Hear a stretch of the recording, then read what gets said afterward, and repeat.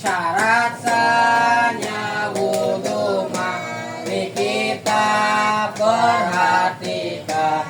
Islam tamyiz pakai air suci mensucikan. Tidak ada penghalang syar'i maupun hissi supaya air mengalir atau membasahi. Bersihkan zat yang bisa merubah sifat air. Sabun dan lumpur nempel, kulit harus tersingkir. Memahami wudu adalah perintah Allah. Tidak mengira fardu wudu sebagai sunnah. Masuknya waktu sholat untuk daimul hasar, serta mualah terus menerus tanpa putus. Syarat sahnya wudu, pertama Islam ya, kedua tamyiz. Tamyiz itu orang yang udah bisa membedakan baik buruk sesuatu, udah bisa membedakan kotoran sama roti gitu. Jadi kalau anak kecil yang di bawah 2 tahun itu nggak sah wudunya walaupun rukun-rukunnya udah benar ya. Pertama Islam, orang yang belum mengucapkan syahadat nggak sah wudunya. Ketiga, pakai air suci mensucikan. Air suci mensucikan itu air yang turun dari langit atau keluar dari dasar bumi. Keempat, tidak ada penghalang syar'i. Artinya apa? Bebas dari haid dan nifas.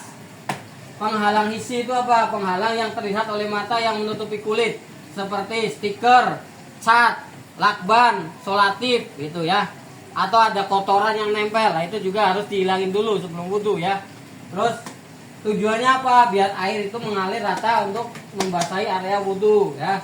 Terus bersihkan zat yang bisa merubah sifat air, kayak lumpur, adonan tepung misalkan yang suka bikin kue, atau make up yang tebel, bedak yang suka pakai bedaknya tebel banget. Nah itu harus dibersihkan dulu, jangan bareng sama membasuh anggota wudu ya.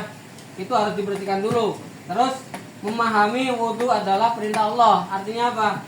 Kita tahu bahwa kita wudu adalah kewajiban yang harus kita jalankan untuk menjalankan sholat. Misalkan wudu itu buat apa? Buat menghilangkan hadas kecil. Syaratnya sholat apa? Harus bebas dari hadas kecil. Cara ngilanginnya pakai apa? Pakai wudu. Nah itu mengetahui kewajiban wudu ya. Terus tidak mengira fardu wudu sebagai sunnah. Nah di sini harus tahu rukun-rukunnya wudu. Rukun-rukun wudu kan ada 6 kemarin. Niat, basuh muka, basuh tangan, terus mengusap sebagian rambut kepala, sama membasuh kaki. Nah jangan menganggap yang wajib-wajib itu sebagai sunnah, nanti nggak sah wudunya ya. Kalau menganggap yang sunnah jadi wajib itu nggak apa-apa, karena kan nggak meninggalkan yang rukun gitu. Nah ini terakhir kedua ini khusus untuk yang orang daimul hadas. Daimul hadas itu orang yang terus menerus kentut atau terus menerus buang air besar. Nah ini harus wudunya menunggu waktunya sholat. Misalkan mau sholat harus wudu baru wudu, nggak boleh nunggu lama. Terus mualah itu antara basuhan yang pertama dan kedua itu harus terus menerus. Misalkan habis basuh muka itu langsung basuh tangan, jangan jeda dulu jalan-jalan dulu sampai kering, itu nggak boleh ya. Ini harus mualah itu artinya terus menerus tanpa putus ya, berkesinambungan kalau bahasa Indonesianya.